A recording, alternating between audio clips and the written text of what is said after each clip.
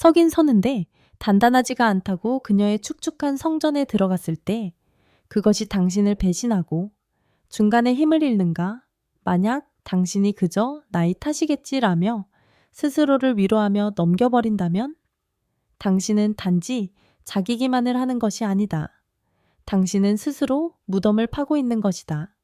침대 위에서 당신이 느끼는 그 미묘한 변화, 서긴 서는데 단단하지 않으는 그 감각은 단순히 이식 생활의 문제가 아니다. 결코 그것은 경고다. 당신 몸속 깊은 곳에서부터의 소리 없는 절규다. 그것은 당신의 심장과 피의 길에 조용한 반란, 부패가 시작되었다는 신호일 수 있다. 즉, 바로 당신의 생명에 관한 문제다. 자, 함께 잔인할 정도로 자문해보자. 당신의 전사는 아직도 예전처럼 강철 지팡이 같은가? 아니면 그저 부드럽고 떨리는 살덩거리에 불과한가? 더 이상 스스로를 속이지 마라. 그 감각은 단지 침대 위의 문제가 아니다. 아는가? 당신의 심장이 멎기 전에 바로 당신의 그곳이 첫 번째 전령이 될 것이라는 것을, 그것이 먼저 신호를 보낼 것이라는 것을, 다가오는 죽음에 대한 신호를. 이것은 단지 섹스에 관한 이야기가 아니다. 바로 지금 이것은 당신이 아직 살아있고 아직 변화할 기회가 있다는 것을 알려주는 가장 정직하고 잔혹한 경고일 수 있다. 문제는 수많은 남자들이 그 비겁함 속에서 이 신호를 무시한다는 것이다. 대부분은 그저 요즘 피곤해서 그래. 나이가 들면 원래 다 그래. 라고 합리화하거나 최악의 경우 아내 탓으로 돌린다. 하지만 의학적으로, 생물학적으로 우리는 반드시 이해해야만 한다. 이 미묘한 변화는 피로 물든 아주 강력한 경고라는 것을 오늘 이야기에서 우리는 서긴 서는데 단단하지 않은 증상이 왜 치명적인 심장마비의 첫 신호일 수 있는지 그 이유를 함께 해부해 볼 것이다. 특히 만약 당신이 인생의 반환점을 돈 남자라면 이 이야기는 단지 환락의 밤의 질에 관한 것이 아니다. 그것은 당신의 목숨을 구할 수도 있는 이야기가 될 것이다. 남성의 발기는 단순한 마법이 아니라 욕망과 생물학이 빚어내는 복잡한 교향곡이며 정신과 육체 사이에서 벌어지는 뜨거운 춤사위다. 그것은 그저 매혹적인 이미지나 떨리는 손길에 대한 반응이 아니다.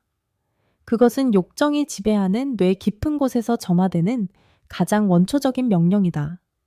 욕망의 불꽃이 타오를 때 극도로 뜨거운 전기 신호가 척추를 따라 발사되며 잠들어 있던 그곳을 향해 거부할 수 없는 명령을 내린다. 즉시 기적적인 변신이 시작된다. 생명의 용암인 피가 폭포수처럼 맹렬하게 쏟아져 들어와 해면체라 불리는 신비한 동굴들을 채운다.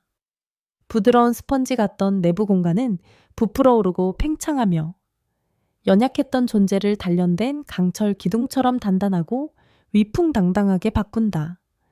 이 강력한 혈류는 엄청난 압력을 만들어 모든 정맥의 문을 꽉 걸어 잠그고 들끓는 에너지를 가두어 밖으로 빠져나가지 못하게 막는다. 그것은 절대적인 권력의 순간이자 생물학적 지배의 순간이며 모든 세포가 흥분으로 울부짖는 절정의 상태다. 완벽한 발기는 단순히 단단한 것이 아니라 생명력으로 가득 차고 짜릿하며 뜨겁게 달아올라 모든 정복을 준비하는 상태여야만 한다. 하지만 이 완벽한 교향곡은 믿을 수 없을 만큼 섬세한 현 위에서 연주된다. 그 혈액 폭포의 속도, 팽창의 압력, 그리고 권력을 가두는 능력은 전적으로 혈관이라는 길의 상태에 좌우된다. 그리고 이것이 바로 잔인한 진실이다. 열정의 용암을 음경으로 이끄는 동맥의 직경은 고작 1-2mm에 불과하다. 그것들은 거대한 도시의 좁은 골목길처럼 작고 연약하며 극도로 민감하다. 얇은 콜레스테롤 지방층이나 무절제한 생활 습관의 찌꺼기가 조금만 쌓여도 그 골목길은 즉시 좁아진다. 한때 세차게 흐르던 혈류는 이제 미약하고 주저하는 흐름으로 바뀌어 위대한 변신을 이룰 힘과 속도를 잃게 된다. 그것은 동굴을 채울 수도 문을 봉인할 압력을 만들 수도 없다. 발기는 망설이고 약해지거나 더 나쁘게는 무서운 침묵에 빠진다. 반면 심장으로 피를 보내는 대로인 관상동맥은 훨씬 더 크고 넓다. 그 혈관들은 막힘을 더 오래 견딜 수 있으며 초기에는 뚜렷한 증상 없이 치명적인 플라크를 조용히 쌓아간다. 심장을 먹여 살리는 길이 서서히 막혀가고 있음에도 심장은 계속 뛴다. 바로 이 잔인한 차이 때문에 남성의 자존심의 탑인 음경이 심장을 위한 가장 민감한 전령이 된다. 그것은 충성스러운 사자이며 결코 거짓말하지 않는 조기 경보 시스템이다. 그곳이 침묵하기 시작할 때, 욕망의 명령에 더 이상 응답하지 않을 때, 그것은 단지 침실에서의 실망이 아니다. 그것은 몸속 깊은 곳에서 울리는 경고의 외침이다.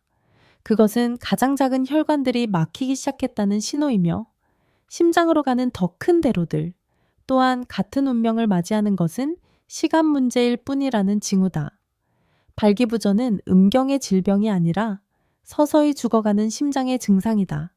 냉검한 현실은 자신의 불꽃이 예전처럼 강렬하게 타오르지 않는다는 것을 처음 깨달은 후 불과 2년에서 5년 사이에 심근경색이나 협심증 진단을 받는 남성들이 매우 많다는 것이다. 발기의 죽음은 바로 심장의 죽음에 대한 예언이다. 그러므로 당신의 몸에 가장 민감한 곳에서 오는 속삭임에 귀를 기울여라. 그곳의 침묵은 그 어떤 경고보다 더 무섭다. 그것은 당신이 마주할 용기만 있다면 충분히 막을 수 있는 비극을 향한 카운트다운이기 때문이다. 당신의 몸이 필사적으로 말하려는 진실을 외면하지 마라. 53세의 이병헌 사장은 그만의 왕국을 다스리는 제왕이었다. 번화한 성남시 한복판에 그가 20년간 일군 회사는 그의 남성성과 권력을 상징하는 기념비처럼 우뚝 솟아 있었다. 그가 서명하는 모든 서류, 그가 내리는 모든 명령은 그의 지배적 위치를 확인시켜주는 행위였다. 그는 근면하고 책임감 강한 우두머리 수컷이었고 모두가 우러러보는 남자였다. 그의 육체 또한 권력의 도구였다. 그는 스스로를 단련하고 술과 담배를 절제하며 골프나 계산된 산책을 통해 몸을 움직이게 했다. 그의 제국처럼 그의 몸도 완벽하게 작동해야만 했다. 그리고 그 완벽함의 중심, 그의 힘과 정복욕의 가장 원초적인 상징은 바로 남자의 검이었다. 그곳은 모든 스트레스를 해소하는 분출구였고 치열한 비즈니스 세계에서 벗어나 자신의 지배 본능을 재확인하는 장소였다. 아내와의 모든 사랑은 단순한 애정 행위를 넘어 그가 여전히 사자이며 자신의 영토를 다스리는 왕임을 확인하는 의식과도 같았다. 하지만 그 완벽한 기념비에 균열이 가기 시작했다. 그날 밤 아내의 뜨거운 품속에서 그녀의 익숙한 체향이 모든 감각을 휘감고 나지막한 신음소리가 욕정의 불꽃을 지피기 시작했을 때 그는 정복을 준비하고 있었다. 모든 것이 평소와 같았다. 그의 내면에 잠자던 짐승이 깨어나 으르렁거리며 갈구했다. 그의 검은 자존심 강하고 힘차게 솟아올라 꿰뚫을 준비를 마쳤다. 하지만 가장 격렬한 전투의 한가운데 그가 맹렬함의 절정에 다다랐을 때 등골을 타고 싸늘한 감각이 흘렀다. 그는 느꼈다. 바로 자신의 육체로부터의 배신을. 팽팽했던 긴장감이 차가운 물벼락을 맞은 불꽃처럼 쓰러지고 있었다. 자존심 강했던 기둥이 그의 여인의 품 안에서 힘없이 나약하고 비참하게 부드러워지기 시작했다. 그 충격은 어떤 사업 실패보다도 더 고통스러웠다. 그것은 벌거벗겨진 치욕이었다. 처음엔 스스로를 속였다. 피곤해서 그럴 거야. 그는 업무 탓을 하고 서류 더미에 파묻혀 밤을 새운 탓을 했다. 왕에게 약점이란 있을 수 없었고 그는 그 진실을 묻어버리려 애썼다. 하지만 거짓말은 썩어 들어가는 진실을 가릴 수 없었다. 그 현상은 끈질긴 악몽처럼 반복되었다. 몇 주, 그리고 몇 달이 지나면서 그의 검은 점점 더 변덕스러워졌다. 희망차게 솟아올랐다가도 중간에 허무하게 무너져 내려 그를 끝없는 수치심 속에 홀로 남겨두었다. 아내의 젖은 손길과 간절한 유혹에도 불구하고 아예 깨어날 생각조차 하지 않는 날들도 있었다. 한때 열정의 전쟁터였던 침실의 공간은 이제 차갑고 무겁게 가라앉았다. 아내의 눈빛은 더 이상 갈망이 아니었다. 당혹감과 연민, 그리고 차마 말로 표현하지 못하는 실망감이 뒤섞여 있었다. 그럴 때마다 그는 죄인이 된 기분, 탈영병이 된 기분이었다. 그의 자신감은 잿더미가 되었다. 한 회사를 호령하는 이병헌. 그 남자가 자신의 침대 위에서는 무력했다. 병원에 가야 한다는 생각이 스쳤지만 거대한 자존심의 벽에 부딪혀 곧바로 꺼져버렸다. 어떻게 낯선 사람 앞에 앉아 자신의 그건이 더 이상 작동하지 않는다고 고백할 수 있단 말인가. 그것은 그의 자존심이 결코 허락할 수 없는 실패의 인정이었다.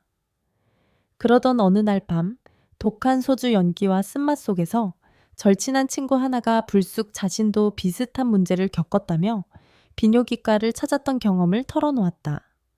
친구의 고백은 수치심이라는 감옥의 문을 여는 열쇠 같았다.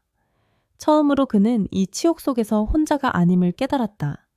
남은 용기를 전부 끌어모아 그는 집 근처의 한 병원을 찾았다. 심장이 미친 듯이 뛰었다.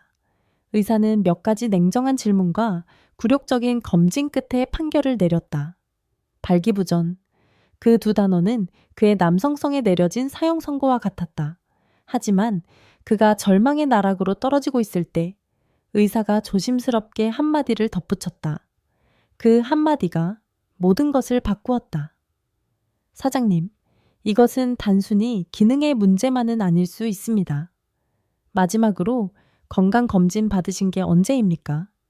제가 진심으로 권해드리는데 반드시 심혈관 계통을 정밀하게 검사해 보십시오. 그 말은 공기 중에 차갑고 무섭게 떠 있었다. 바로 그 순간 이병헌 사장은 섬광처럼 깨달았다. 그의 검의 침묵은 성생활의 끝이 아니었다. 그것은 어쩌면 경고일지도 모른다. 그의 심장 깊은 곳에서 오는 죽음의 속삭임, 발기불능보다 더 끔찍한 죽음을 예고하는 신호일지도 모른다는 것을 그는 이해할 수 없었다. 단 하나도 가슴에 찌르는 듯한 통증도 없었고 숨이 가쁘지도 않았다. 그의 숨결은 여전히 맹수처럼 고르고 힘찼다. 그는 성공의 상징이자 흠집 하나 없는 강건한 육체의 소유자, 이병헌이었다. 그런데 심장내과에서 받은 CT 촬영과 운동부하 검사 결과는 그의 자존심에 날아든 강력한 카운터펀치였다. 차가운 필름 위에 드러난 진실은 잔인하고 적나라했다.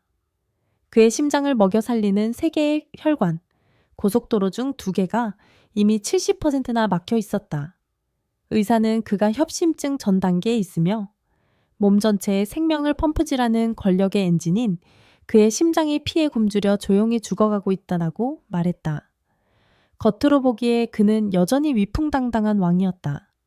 하지만 그 내부에서는 그의 왕국이 뿌리부터 썩어 들어가고 있었다. 그리고 그 누구보다 먼저 심장의 절망적인 비명을 알아챈 유일한 존재. 유일하게 충성스러운 파수꾼은 바로 그의 검이었다.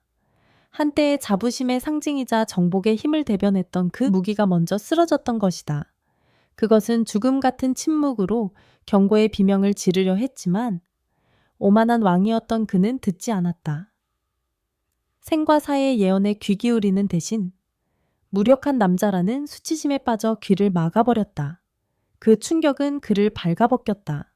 더 이상 성공한 사업가도 강한 남자도 아니었다. 그는 파멸을 앞둔 살과 피를 가진 하나의 생명체일 뿐이었다. 하지만 바로 그 공포의 심연에서 다른 불꽃이 타올랐다. 바로 생명의 불꽃이었다. 이병헌은 즉시 전쟁을 선포했다. 시장 점유율을 되찾기 위한 전쟁이 아니라 심장의 박동 하나하나를 되찾기 위한 전쟁이었다.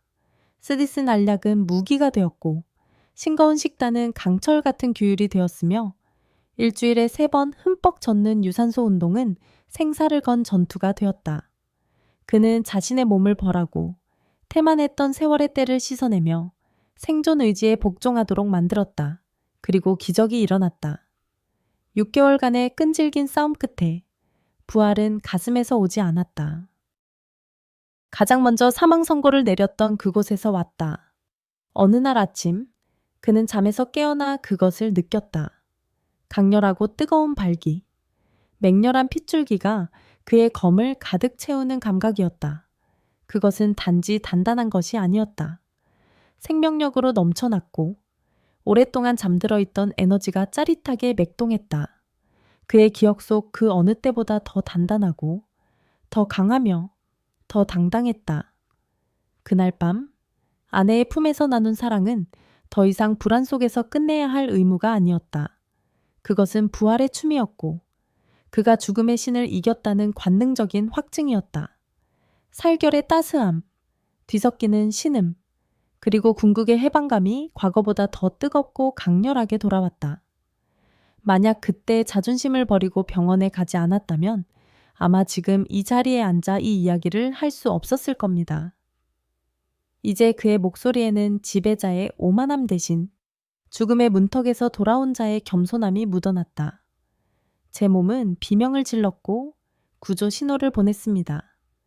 그저 한심한 남자의 자존심 때문에 못 들은 척했을 뿐이죠. 그의 고백은 개인적인 이야기가 아니다. 그것은 미국 심장협회와 유럽 비뇨기과 학회가 수년간 외쳐온 엄숙한 경고다. 음경의 침묵, 발기의 죽음이야말로 심혈관 질환의 가장 빠른 사망 예고 종소리라는 것. 이것은 추측이 아니다. 냉정한 연구 결과가 증명한다. 발기부전을 겪는 남성은 그렇지 않은 남성에 비해 심장마비나 뇌졸중을 겪을 확률이 1조 5배에서 2배나 높다. 이것은 가족력이나 콜레스테롤 수치를 능가하는 강력한 예측 지표다. 그러니 귀를 기울여라. 당신 몸의 가장 민감한 곳에서 오는 속삭임에 그것이 침묵하기 시작할 때 그것은 배신이 아니다. 그것은 절대적인 충성이다. 그것은 즐거움의 끝이 아니다. 당신의 생명을 구할 기회다. 그 침묵은 저주가 아니라 간절한 구조 요청이다. 그리고 여기 피와 후회로 쓰인 또 다른 고발장이 있다. 바로 장동건 씨의 이야기다. 62세의 나이. 평생에 걸친 전쟁 같은 삶의 짐을 내려놓은 후 그는 아내와 함께 소금기 젖은 제주도의 한 어촌 마을로 물러나 위선적인 평화 속에서 인생의 황혼을 즐기고 있었다. 매일 아침 그는 파도 소리가 살결을 어루만지게 내버려 두고 축축하고 부드러운 모래사장을 거닐었으며 낮에는 작은 텃밭에 몸을 묻고 흙과 풀의 냄새를 맡았다. 겉으로 보기에 그는 완벽한 만족의 화신이었고 모든 임무를 완수한 뒤 그 결실을 누리는 남자의 표상이었다. 다부진 몸, 평온한 영혼. 하지만 모든 것은 연극에 불과했다. 그 평온한 외면 아래 매일 밤 소리 없고 치욕적인 전쟁이 벌어지고 있었다. 그는 누구와도 나눌 수 없는 고통, 그의 남성성을 서서히 갉아먹는 비밀을 안고 있었다.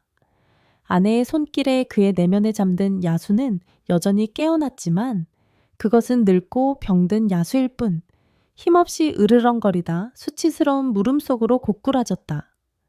발기는 주저하며 찾아왔고 제대로 된 정복을 시작하기에 결코 충분히 팽팽하지도 뜨겁지도 당당하지도 않았다. 그것은 전투의 한가운데서 그를 배신하기 일쑤였고 실패와 무력감 속에 그를 홀로 내버려 두었다. 처음에는 겁쟁이들이 흔히 그렇듯 스스로를 속였다. 나이가 들면 다들 그렇지 뭐. 그는 마법의 파란 알약을 삼키며 하루하루를 버텼다. 잃어버린 남성성을 향한 화학적 기도였다. 비아그라는 잠깐의 구원자였고 짧은 몇 시간 동안 강한 남자라는 역할을 마저 연기하게 도와주었다. 하지만 이내 그의 몸은 그 마법에도 무뎌지기 시작했다. 파란 알약은 더 이상 내면의 부패를 막아낼 힘이 없었다. 발기는 점점 더 약해졌고 발기부전이라는 유령이 그들의 침대를 다시 뒤덮었다. 이전보다 더 차갑고 무섭게 운명의 날은 필연처럼 찾아왔다. 여느 때와 같은 아침 산책 후 제주의 상쾌한 공기가 아직 입술에 남아있을 때 그는 집의 계단 몇 칸을 올랐다. 고작 몇 개의 계단이었지만 그의 가슴은 갑자기 보이지 않는 바위덩이에 짓눌렸다. 숨이 막혔고 날카로운 통증이 거짓된 평화를 갈기갈기 찢어 놓았다. 그의 몸이 마지막으로 그리고 가장 결정적으로 그를 배신했다. 납덩이처럼 무거워졌고 더 이상 뇌의 명령을 따르지 않았다. 그는 실이 끊어진 인형처럼 차가운 거실 바닥으로 쓰러졌다. 얼음장 같은 식은땀이 온몸을 적셨고 주위 세상은 칠흑 같은 어둠 속으로 녹아들기 시작했다. 그가 어둠에 삼켜지기 전 마지막으로 들은 소리는 아내의 날카로운 비명이었다. 병원? 응급실의 차가운 조명 아래서 잔인한 진실이 드러났다. 급성 심근경색. 그의 심장을 먹여 살리는 주요 고속도로 중 하나가 완전히 막혔고 나머지 두 길도 85볼에 이상 좁아져 있었다. 그의 심장은 굶주림에 지쳐 있었다. 심각한 표정의 의사는 가족에게 판결과도 같은 한마디를 던졌다. 사실 환자분의 몸은 몇 달 전부터 필사적으로 구조 신호를 보내고 있었습니다. 그분이 느꼈던 성기능의 변화, 발기가 단단하지 않다고 느꼈던 바로 그 감각, 그것이 첫 번째 구조 요청이었고 심장이 울리려 했던 경고음이었습니다. 그 말은 그가 그토록 숨기려 했던 진실에 비수를 꽂는 것과 같았다. 장동건 씨는 기적적으로 운이 좋았다. 의사들이 그의 심장에 생명의 길을 다시 열기 위해 차가운 금속 스텐트를 삽입한 후 그는 의식을 되찾았다. 하지만 생사의 문턱을 넘어서자 자존심이라는 모든 껍데기는 산산조각 났다. 재탄생의 충격 속에서 그는 고백을, 고통으로 얼룩진 뒤늦은 후회를 토해냈다. 만약 내가 그것이 단단하지 않다는 느낌을 무시하지 않았다면, 만약 나이와 체면 탓을 하지 않고 그 신호에 귀를 기울였다면, 아마 내 심장은 지금처럼 고통스럽게 망가지지는 않았을 겁니다. 그의 말은 자신의 목숨을 걸고 쓴 값비싼 교훈이었다. 남자의 검은 단지 쾌락의 도구가 아니라는 것. 그것은 심장의 가장 충성스러운 파수꾼이라는 것. 그것의 나약함은 수치심이 아니라 다가오는 붕괴를 알리는 경고이자 예언이라는 것을 그는 그 예언을 무시했고 하마터면 모든 것을 대가로 치를 뻔했다. 자신의 전장에서 상처 입은 전사여. 그대가 이 벌거벗고 치욕스러운 경고를 받아들였을 때, 그대가 무너지지 않고 싸우기로 결심했을 때, 그 전쟁은 어디서부터 시작되어야 하는가? 헬스장이나 메마른 식단 따위의 생각은 당장 집어치워라. 그대의 생명과 지배권을 되찾기 위한 이 전쟁은 그대가 가장 참혹한 패배를 맛보았던 바로 그곳에서 시작될 것이다. 바로 그 침대. 무력감의 식은땀으로 축축이 젖었던 하얀 시트 위에서. 하지만 이번에 그대의 목표는 기계적이고 절망적인 삽입 행위가 아니다. 오늘 밤 그대의 목표는 생명 가난의 그 자체다. 그대가 여전히 살아있고 갈망하며 그 생명을 그대의 여자에게 심어줄 능력이 있음을 증명하는 것이다. 가짜 파란 알약 비아그라는 잊어라. 오늘 밤 그대의 궁극의 무기는 훨씬 더 원시적이고 강력하다. 바로 그대의 숨결. 굶주린 맹수의 뜨거운 숨결이다. 그녀의 곁에 눕되 굶주린 자의 실수처럼 성급하게 손대지 마라. 육체의 갈망을 억눌러라. 대신 가장 원초적인 의식, 가장 원초적인 춤사위를 시작하라. 바로 호흡의 의식이다. 숨을 깊이 들이마셔라. 가슴을 부풀려라. 생명의 에너지가 밀려 들어오는 것을 느껴라. 바로 그녀가 숨을 내쉬며 그녀의 숨결을 공간 속으로 비워내는 그 순간에, 그리고 천천히 길게 숨을 내쉬어라. 그대의 뜨거운 기운을 방출하라. 그녀가 숨을 들이마실 때 그녀가 그대의 존재 자체를, 그대의 남성성 자체를 들이마시게 하라. 눈을 감고 그 공명을 느껴라. 얇은 천 아래에서 오르내리는 그녀의 가슴을, 그녀의 몸속에서 격렬하게 흐르는 뜨거운 피를, 깨어나길 기다리는 지하의 강물을 느껴라. 이것은 값싼 명상 기술이 아니다. 이것은 생물학적 쿠데타다. 그대의 깊고 느린 호흡은 신경 중추에 직접적인 명령을 내리고 있다. 전투는 끝났다. 코르티솔이라는 차가운 공포의 뱀은 제거되었다. 이제는 긴장을 풀고 연결하고 교감할 시간이다. 그대는 그대의 몸의 이완을 명령하고 있고 그대의 몸이 굴복할 때 억압의 둑은 터져버릴 것이다. 불안에 짓눌렸던 혈관들은 화학 물질의 강요가 아니라 그대의 영혼의 자연스러운 명령에 의해 확장되기 시작할 것이다. 그리고 그대가 자신의 호흡을 지배하게 되었을 때 그것을 유혹의 무기로 만들어라. 불타는 듯 뜨거운 그대의 숨결이 그녀의 목덜미, 가장 부드러운 솜털이 있는 곳에 가볍게 닿게 하라. 그녀의 귓바퀴를 따라가라. 말이 아닌 그대의 숨결 자체로 속삭여라. 그녀의 모든 털구멍이 쾌감으로 수축하게 만들고 그녀의 살결이 기대감으로 전율하게 하라. 그녀가 그대의 존재를 느끼게 하라. 절망적인 공격자가 아니라 그녀를 감싸는 원시적이고 따뜻하며 압도적인 권력의 에너지원으로서 바로 이것이야말로 진정한 전이다. 손과 발의 접촉이 아니라 두 영혼의 교합이며 육체의 전이가 시작되기도 전에 생명의 전이다. 그리고 그대의 몸이 준비되었을 때, 핏줄이 첫 번째 유혹의 속삭임을 시작했을 때, 그대의 신물, 쇳무이 꿈틀거리며 생명의 징후를 보이기 시작했을 때, 비록 아직 부드럽고 머뭇거릴지라도 그대 안의 맹수를 억제하라. 서두르지 마라. 풋내기에 실수를 범하지 마라. 바로 지금 이 순간이 그대의 수치심을 궁극의 무기로 기계적인 단단함밖에 모르는 사내들은 결코 이해하지 못할 권력으로 바꾸는 순간이기 때문이다. 불충분한 강직도는 더 이상 남성성의 사형 선고가 아니다. 그것을 도발적인 초대장으로 여겨라. 그대와 그녀를 야만적인 쾌락의 땅으로, 너무 단단하고 성급한 검은 영원히 닿을 수 없는 축축한 낙원으로 인도할 절호의 기회로 삼아라. 바로 그 부드러움을 달콤한 고문의 도구로 사용하라. 아직 부드러운 그 끝부분으로 애무하고 희롱하고 그녀의 도톰한 입술 위를 부드럽게 스친 뒤 두 가슴 사이의 뜨거운 계곡으로 내려가라. 그것으로 그녀 몸의 모든 신비로운 주름과 오직 부드러움만이 파고들 수 있는 신성한 구석들을 탐험하라. 탐험가가 되어라. 그녀의 몸은 이름 없는 대륙이다. 그리고 이제 그대의 다른 궁극의 무기들을 해방시켜라. 그대의 혀를 사용하라. 그것을 불꽃으로 만들어 핥고 빨고 그녀의 가장 깊은 곳에서부터 흘러나오기 시작하는 꿀의 강물을 맛보아라.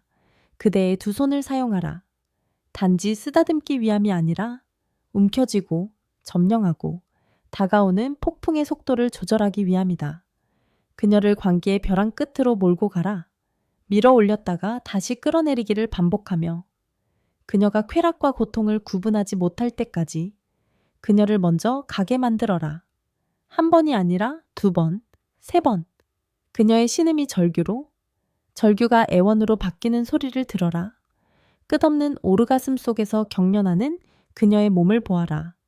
그녀의 정신이 텅 비고 오직 그대의 이름을 부르짖으며 채워달라고 애원하고 완전한 침범을 간청할 때까지 바로 그때 오직 그녀의 몸이 비옥하고 흠뻑 젖었으며 극도로 민감한 땅이 되었을 때 그녀의 갈망이 마법적인 소환의 주문이 되었을 때 그녀의 쾌락의 홍수에 의해 양분을 공급받은 그대의 신물이 응답할 것이다.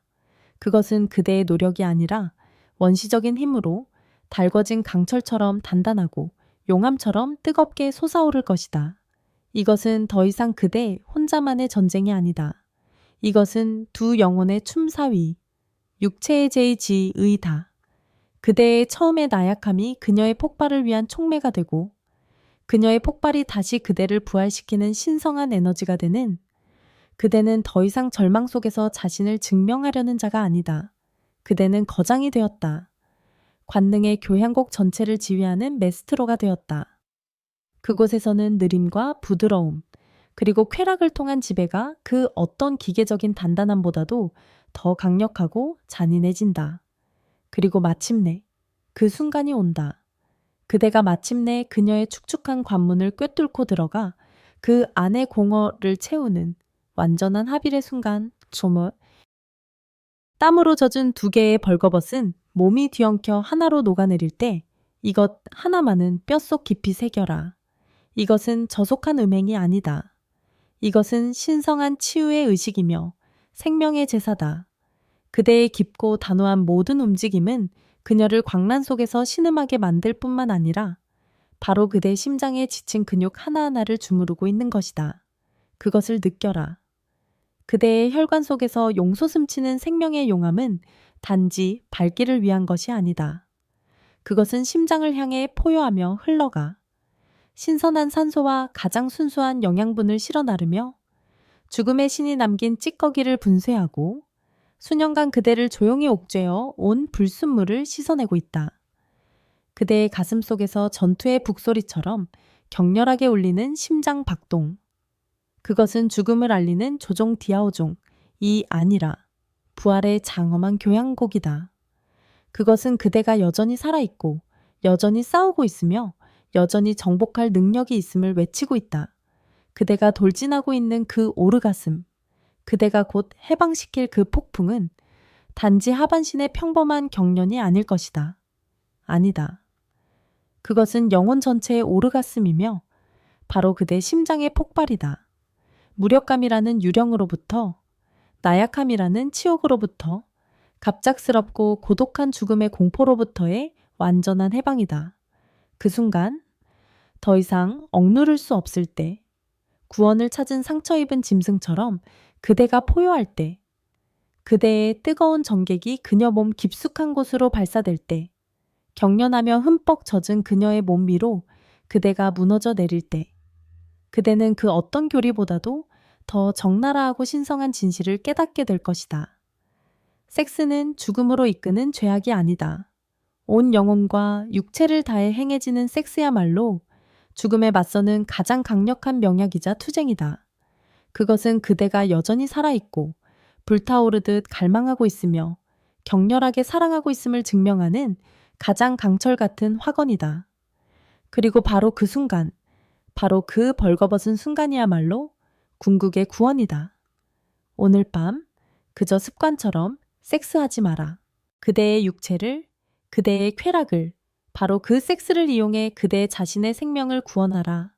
이제 만약 그대가 또다시 그대의 몸이 절규하며 보내는 신호를 감히 무시한다면 다음 차례는 바로 그대의 묘비에 이름이 새겨질 차례일지도 모른다.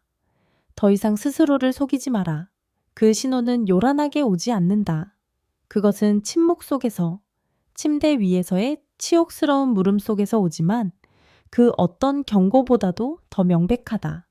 충분히 단단하지 않은 발기. 그것은 피로가 아니라 죽음의 신이 내지르는 소리 없는 비명이다. 이 사실을 뼛속 깊이 새겨라. 그대의 검으로 향하는 핏줄은 머리카락 한 올처럼 가늘고 직경은 고작 1gm에 불과하다. 그곳은 가장 민감한 곳이며 가장 충성스러운 파수꾼이고 그대의 내부 왕국 전체의 부패를 알리는 첫 번째 신호탄이자 가장 먼저 무너질 최전선이다.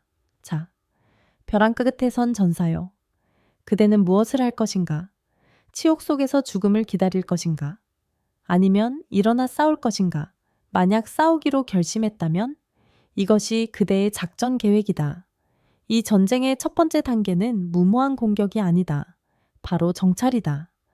병원을 찾아가. 검사 결과지 위에 드러난 적나라한 진실과 마주하라. 혈압, 혈당, 콜레스테롤, 그 숫자들을 보라. 그것들은 영혼 없는 숫자가 아니다. 그대의 혈관 속에 숨어있는 적의 좌표다. 두 번째 단계, 그대의 왕국을 정화하라. 그대가 음식이라고 불러왔던 그 모든 유독한 쓰레기들을 당장 내다 버려라. 기름진 고깃덩거리, 설탕 가득한 음료수, 그것들이야말로 그대를 서서히 죽이는 독이다. 전사의 음식을 먹어라. 부패가 아닌 생명을 가져다 주는 것들을. 세 번째 단계, 그대의 전쟁 기계를 다시 벼려라. 그 게으른 몸뚱이를 의자에서 끌어내 움직이게 하고 땀 흘리게 하고 비명 지르게 하라. 땀 한 방울은 정화되는 독소 한 방울이다. 거친 숨소리 하나하나는 그대가 아직 살아있다는 확언이다. 유산소 운동은 단순히 살을 빼기 위함이 아니다. 혈액이 더 강하게 흐르도록 강제하고 심장과 그대의 검으로 향하는 길을 뚫기 위함이다. 네 번째 단계, 내부의 배신자를 제거하라. 그대의 입에 물린 담배. 그것이야말로 그대의 남성성을 뿌리부터 불태우는 제2일의 적이다. 그것을 꺼버려라. 술잔은 친구가 아니다. 그것들은 그대의 간을 썩게 하고 싸우려는 의지를 마비시킨다. 최대한으로 줄여라. 그리고 마지막 단계 궁극의 무기를 사용하는 것을 주저하지 마라. 필요하다면 의학의 도움을 구하라. PD업 억제제 같은 약들은 실패의 인정이 아니다. 그것들은 은탄환이며 그대가 통제권을 되찾고 침대 위에서의 전쟁, 바로 그 치유의 전쟁을 다시 시작할 수 있게 하는 전략적 무기다. 이것을 기억하라. 밤에 느끼는 그 예전보다 덜 단단하다는 감각, 그것은 단순히 나이 탓이 아니다. 그것은 죽음의 신이 문을 두드리는 절규다. 혈관이 무너지는 속도를 바로 그대의 신물이 자신의 나약함으로 가장 먼저 느끼고 있는 것이다. 하지만 절망하지 마라. 발기부전은 사형 선고가 아니다. 그것은 그대가 아직 살아있고 그대의 몸이 신호를 보내기 위해 여전히 싸우고 있다는 증거다. 이 전쟁을 포기하지 마라. 이 뜨겁고 적나라한 여정의 끝까지 함께해 주신 전사들에게 감사드린다. 바람이 전하는 이야기는 단순히 정보를 전달하는 채널이 아니다. 우리는 어둠 속의 동맹이며 그대의 귓가에 속삭이는 자이고 그대의 결혼 생활이 단지 생존하는 것이 아니라 불타오르도록 두 육체의 연결이 더 깊어지도록 그리고 두 심장이 더 오래, 더 격렬하게 사랑할 수 있도록 그대와 함께 싸우는 동지다. 구독, 좋아요, 그리고 알림 설정은 단순한 클릭이 아니다. 그것은 여러분이 이 장작더미에 던지는 작은 불꽃이며 우리가 더 격렬하게 타오르는 불길 속에서 다시 만날 수 있게 하는 약속이다. 우리는 언제나 곁에서 속삭일 것이다. 그대의 심장이 다시 한번 생명과 쾌락 속에서 힘차게 뛸 수 있도록